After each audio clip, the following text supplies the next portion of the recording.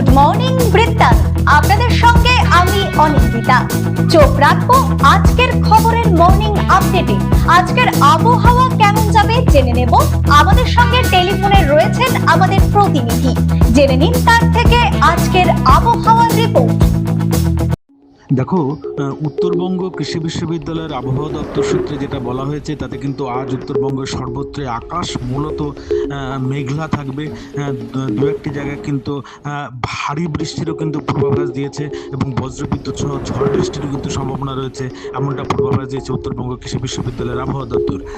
আবহাওয়া দপ্তর সূত্রে বলা হয়েছে আজ উত্তরবঙ্গের উত্তরের 3 জেলা, বিশেষ করে আলিপুরদুয়ার, জলপাইগুড়ি এবং কোচবিহারের ক্ষেত্রে কোথাও কোথাও অতি ভারী বৃষ্টি হতে পারে, সাথে বজ্রপাতও কিন্তু সম্ভাবনা রয়েছে।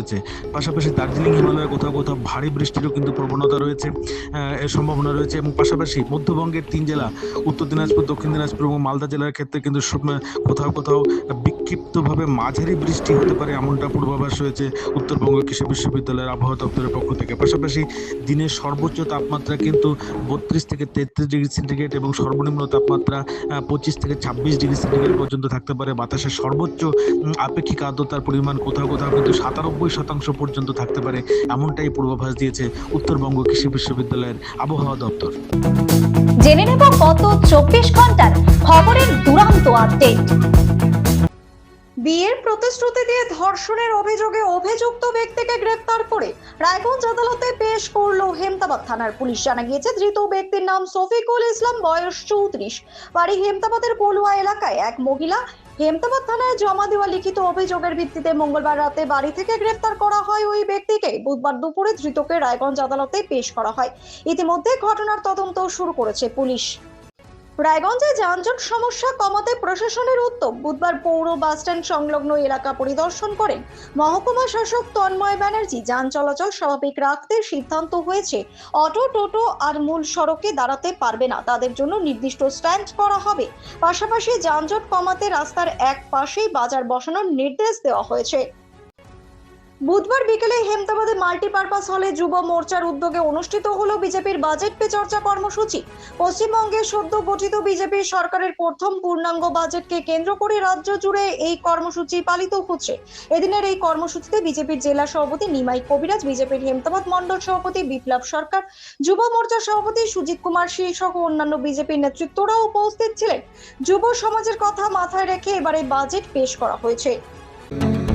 প্রতিদিনের প্রতি মুহূর্তের খবরের আপডেট পেতে চোখ রাখুন নিউজ বৃত্তান্তের ফেসবুক পেজে। সাবস্ক্রাইব করুন নিউজ বৃত্তান্ত ইউটিউব চ্যানেলকে।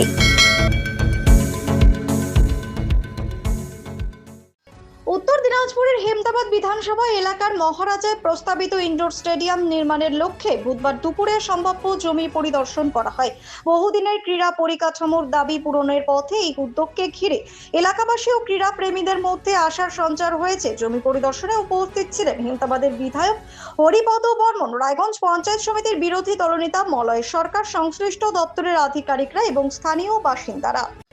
রায়গঞ্জ মাতৃ সদনের স্বাস্থ্য কর্মীদের বেতন বৃদ্ধি ও স্থায়ীকরণের দাবি। বুধবার জেলা প্রশাসনিক ভবনে গিয়ে জেলা শাসকের কাছে জমা দেওয়া স্মারকলিপির অগ্রগতি জানতে যান স্বাস্থ্য কর্মীদের প্রতিনিধি দল। তাদের দাবি, দীর্ঘদিন পরিষেবা দিলেও এখনো নিয়মিত বেতন বৃদ্ধি, স্থায়ীকরণ ও অবসরকালীন ভাতা থেকে বঞ্চিত রয়েছেন। গুড মর্নিং বৃত্তান্ত আজ এই পর্যন্তই। ঘরে বাইরে খবরে থাকুন, চোখ রাখুন নিউজ বৃত্তান্তে।